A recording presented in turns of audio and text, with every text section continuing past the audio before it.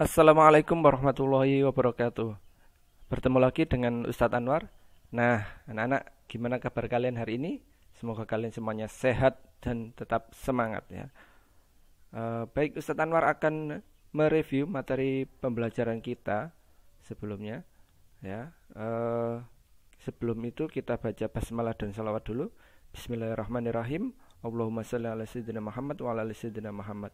Baik, kita lihat di layar itu ada beberapa gambar ya. Nah, itu ada alat musik, yaitu alat musik apa? Iya, kecapi ya. Kecapi ini dimainkan dengan cara dipetik ya. Dimainkan dengan cara dipetik sehingga senarnya bergetar dan menghasilkan bunyi. Nah, kalau sudah bergetar dan menghasilkan bunyi dikatakan sebagai sumber bunyi ya. Sifat-sifat bunyi kemarin ada berapa? Iya, betul sekali ya. Ada tiga sifat-sifat bunyi, yaitu satu, bunyi dapat merambat melalui medium. Ada tiga medium yang bisa sebagai rambat bunyi, ya, yaitu medium benda padat, medium benda cair, medium benda gas. Kemudian sifat bunyi yang kedua, yaitu bunyi dapat dipantulkan, ya, dan dapat diredam. Ya, kalau di gambar itu ya, itu ada pantulan bunyi nanti ada dua, yaitu gema dan gaung ya. Gema itu biasanya terjadi di luar ruangan karena benda yang mantulkan ini jaraknya jauh ya. Gema ini contohnya kita ngomong aku, dia pantulannya menirukan seperti suara kita. Ya, sementara gaung atau kerdam itu di dalam ruangan yang pantulannya ini hanya setengah ya, menirukan hanya setengah, tidak sempurna ya. Kalau tadi gema itu sempurna, gaung ini tidak sempurna. Aku yang dipantulkan hanya belakangnya biasanya ya. Aku, ku itu gaung atau kerdam. Nah, selain dapat dipantulkan, bunyi juga dapat diredam ya.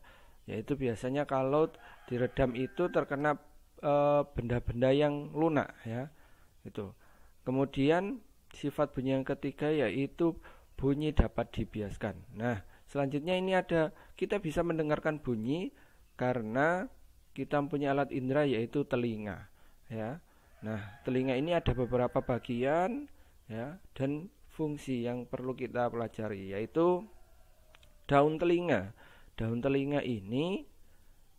telinga berfungsi untuk mengumpulkan suara ya, untuk menangkap suara kemudian nanti masuk ke lubang telinga.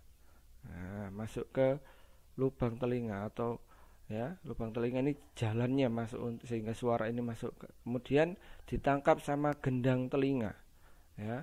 Gendang telinga ini akhirnya bergetar ya, menggetarkan tulang martil ya, itu tulang martil.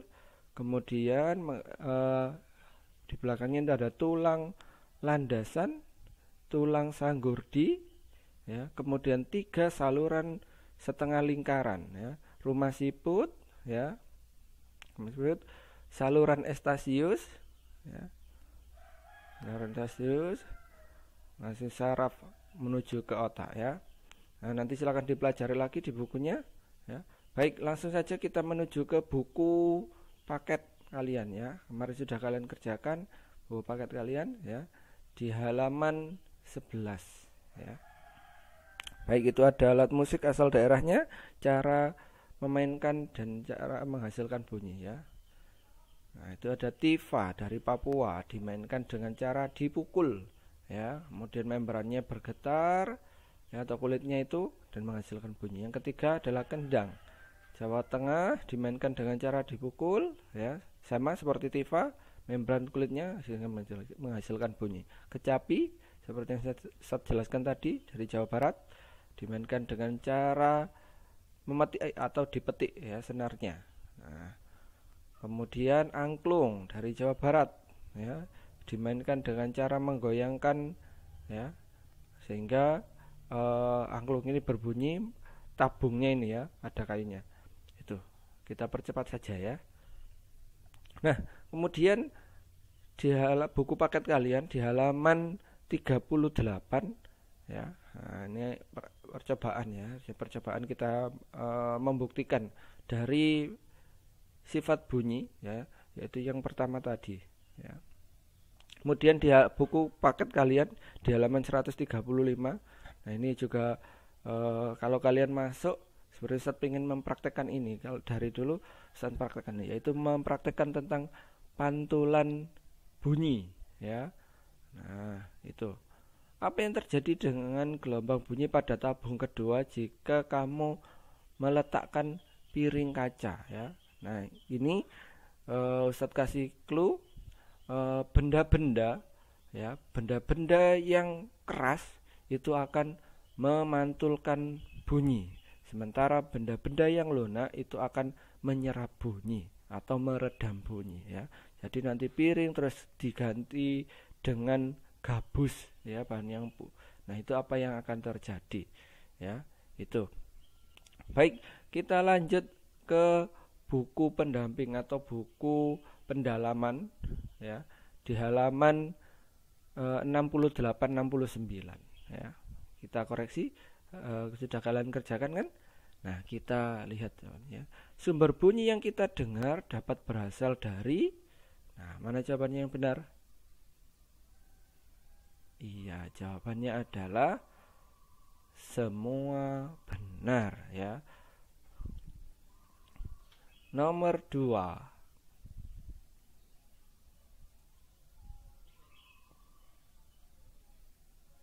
Benar. Sebentar. Sepotong baja yang memiliki cabang sejajar dengan ukuran yang sama dan bila diketuk akan menghasilkan bunyi dinamakan A. Lonceng, B. Garpu tala, C. Kaleng, D. Seruling. Mana jawabannya benar? Iya, jawabnya adalah B. Ya, ini gambarnya garpu tala. Ya, nanti dipukul dan menghasilkan bunyi. Ya. Oke, selanjutnya nomor 3. Jika kamu berteriak di sekitar tebing pegunungan, maka akan terdengar. Nah, ini di luar ruangan, ya, di luar ruangan dan suaranya akan yaitu gema karena suaranya akan memantul seutuhnya ya. Sekarang yang nomor 4, ruang kosong dapat menimbulkan bunyi pantul yang disebut, nah, di dalam ruangan apa? Ya, ini ada dua jawabannya, yaitu gaung dan kerdam, sama saja ya. Itu. Baik, nomor 5, benda berikut yang termasuk peredam bunyi. Nah, ini benda yang lunak ya. Apa? Yaitu semua benar. Kain, kertas, karpet itu juga bisa.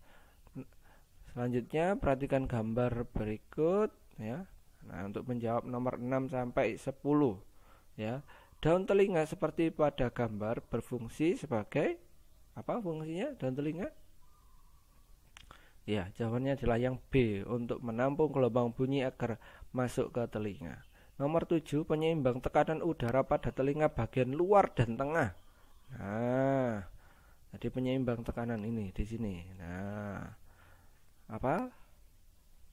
Yaitu saluran Eustachius ya. Nomor 8, telinga manusia menerima berbagai suara kemudian akan mengirim pesan ke, nah, siapa yang mengolah suara? Yaitu otak ya. Nanti ini suaranya dari mana sih ya? Terus suaranya siapa sih ya? Itu. Nomor 9, yang menjadi alat keseimbangan tubuh. Nah, apa? Ada di sini. Nih, apa ini? Saluran setengah lingkaran ya, 3 ya, 3 saluran setengah lingkaran. Nah, itu. Nomor 10 ya, kelainan atau penyakit pada telinga yang bisa mengakibatkan tuli adalah, jawabnya adalah A, ada di buku kalian ya, otosklerosis. Nomor Yang B, nomor 1, kita dapat mendengar suara guru menjelaskan pelajaran di depan kelas, artinya bunyi dapat merambat melalui melalui benda gas atau udara. Ya, nomor 2, paus dan lumba-lumba dapat berkomunikasi dengan sesamanya karena bunyi dapat merambat di dalam air. Oke. Nomor 3, contoh benda padat yang dapat merambat dan bunyi adalah nggak harus sama ya, kalau yang ini banyak benda padat contohnya. Kalau Ustaz menuliskan tali dan meja. Ya, nomor selanjutnya, nomor 4, bunyi yang merambat melalui udara ditangkap oleh titik-titik telinga. Apa? Iya, daun telinga. Nomor 5, saluran Eustachius yang menjadi penyeimbang tekanan udara terletak pada telinga bagian, ya. Jadi terletak di bagian mana? Bagian tengah, ya. Ada telinga bagian luar, tengah, dalam. Saluran Eustachius terletak pada bagian tengah. Nomor 1, suara yang kita keluarkan berasal dari getaran. Bukan tenggorokan ya atau kerongkongan, bukan, tapi yang bergetar apanya? Yaitu adalah pita suara, ya, ada di dalam.